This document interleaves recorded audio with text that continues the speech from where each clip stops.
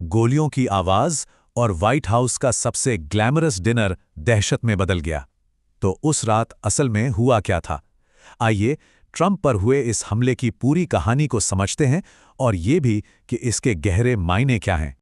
बस 7 गोलियां और वॉशिंगटन की वो चमक दमक वाली शाम एक झटके में डर और भगदड़ का मैदान बन गई। हर तरफ सिर्फ चीख पुकार थी। जरा सोचिए, देश के सबसे पावरफुल लोग सब एक छत के नीचे, और अचानक वही जगह एक डरावने सपने जैसी बन गई। कोई समझ ही नहीं पा रहा था कि आखिर हो क्या रहा है। तो चलिए अब जरा डिटेल में जाते हैं और देखते हैं कि उस डिनर में पल पल क्या हुआ था। देखिए, ये कोई मामूली डिनर नहीं था। ये था व्हाइट हाउस कॉरेस्पॉन्डेंट्स का सालाना डिनर। मतलब एक ऐसी जगह जहां मीडिया, पॉलिटिशियंस और बड़े बड़े सेलिब्रिटीज सब एक साथ आते हैं। आप कह सकते हैं कि ये प्रेसिडेंट और प्रेस के बीच का एक बहुत बड़ा गेट टुगेदर होता है। अब बात करते हैं कि वहां था कौन कौन, और यही इस घटना को और भी गंभीर बना देता है। डोनाल्ड ट्रंप और मेलानिया तो थे ही, साथ में vice president JD Vance, FBI के चीफ काश पटेल और नेशनल इंटेलिजेंस की हेड तुलसी गबार्ड भी। मतलब अमेरिका की टॉप लीडरशिप एक ही कमरे में थी। ये अपने आप में एक बहुत बड़ा सिक्योरिटी रिस्क होता है, और इस हमले ने दिखा दिया कि सुरक्षा में कितनी बड़ी, कितनी खतरनाक चूक हुई। बस 7 गोलियां, और ये गोलियां बॉलरूम के ठीक बाहर चली थीं। इतनी करीब कि अंदर मौजूद हर एक शख्स का दिल दहल गया। सब सन्न रह गए थे। और इसके बाद जो हुआ वो सब कुछ सेकंडों में हुआ। गोलियों की आवाज सुनते ही भगदड़ मच गई। लोग अपनी जान बचाने के लिए टेबल के नीचे छुप रहे थे। सिक्योरिटी एजेंट्स ने फौरन एक्शन लिया, ट्रंप को चारों तरफ से घेर लिया और उन्हें और वाइस प्रेसिडेंट जेडी वेंस को तुरंत वहां से बाहर निकाला गया। अब एक और दिलचस्प बात, ये सब हुआ कहाँ? जगह थी वॉशिंगटन हिल्टन, और इस होटल का अपना एक, कह सकते हैं, एक स्याह इतिहास रहा है। देखिए, ये कोई इत्तेफाक नहीं है। ठीक इसी होटल के बाहर 45 साल पहले प्रेसिडेंट रोनाल्ड रीगन को गोली मारी गई थी, और अब इतने सालों बाद उसी जगह पर उसी तरह का हमला, इतिहास जैसे खुद को दोहरा रहा था। हमले के बाद ट्रंप का जो रिएक्शन आया वो भी काफी इंटरेस्टिंग था।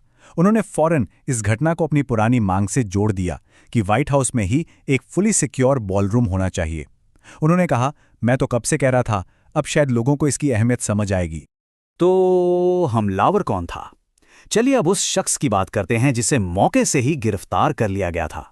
गिरफ्तार किए गए शख्स का नाम है कोल थॉमस एलन। उम्र 31 साल, कैलिफोर्निया का रहने वाला। उसके पास से क्या क्या मिला? एक हैंडगन, एक शॉटगन और कई चाकू। और उस पर चार्जेस लगे हैं हिंसक हथियार इस्तेमाल करने के और फेडरल ऑफिसर्स पर हमला करने के। लेकिन कहानी यहीं खत्म नहीं होती। इसमें एक और ट्विस्ट है। रिपोर्ट्स के मुताबिक ये शख्स कोल एलन बहुत पढ़ा लिखा है। शायद उसके पास कैल्टिक जैसी टॉप यूनिवर्सिटी से कंप्यूटर साइंस में मास्टर्स डिग्री भी है। अब सोचिए, इतना पढ़ा लिखा इंसान और ऐसा काम, ये बात इस पूरे मामले को और भी ज्यादा उलझा देती है। तो सबसे बड़ा सवाल, ट्रंप को ही निशाना बनाया गया, आखिर मकसद क्या था?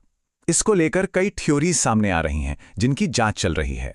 सबसे पहली और सबसे बड़ी थ्योरी, क्या ये किसी बाहरी ताकत का बदला है? शक की सुई घूम रही है ईरान की तरफ, क्योंकि पहले भी दोनों देशों के बीच तनाव काफी ज्यादा रहा है। और इस थ्योरी को हवा मिली खुद ट्रंप के एक पुराने बयान से। कुछ महीने पहले ही उन्होंने कहा था, अगर मुझे किसी ने टारगेट किया तो उन्हें खत्म कर देना, ईरान का सफाया कर दो। अच्छा, अगर ये विदेशी साजिश नहीं है तो देश के अंदर की 2 पॉसिबिलिटीज पर भी काम हो रहा है। पहली, क्या ये एक लोन वुल्फ अटैक था? मतलब किसी एक अकेले शख्स का काम जिसकी कोई पर्सनल खुन्नस थी। और दूसरी थ्योरी है डोमेस्टिक रेडिकलाइजेशन की। यानी क्या कोई देश के अंदर ही राजनीतिक माहौल से, शायद इमिग्रेशन पॉलिसीज से इतना भड़क गया कि उसने ये कदम उठा लिया। एक और थ्योरी भी हवा में है जो थोड़ी कॉन्ट्रोवर्शियल है। कुछ लोग कह रहे हैं कि क्या ये सहानुभूति बटोरने के लिए एक तरह की साजिश हो सकती है। देखिए, इसका कोई सबूत तो नहीं है, लेकिन ये सवाल तो उठता ही है कि इतनी टाइट सिक्योरिटी के बावजूद कोई हथियार लेकर अंदर तक पहुंच कैसे गया? तो सवाल आखिर में वही है, एक अकेला हमलावर या इसके पीछे कोई बहुत बड़ी साजिश है? इस एक सवाल का जवाब सिर्फ ट्रंप का भविष्य ही नहीं बल्कि पूरे अमेरिका की सुरक्षा की दिशा तय करेगा। और फिलहाल जांच जारी है।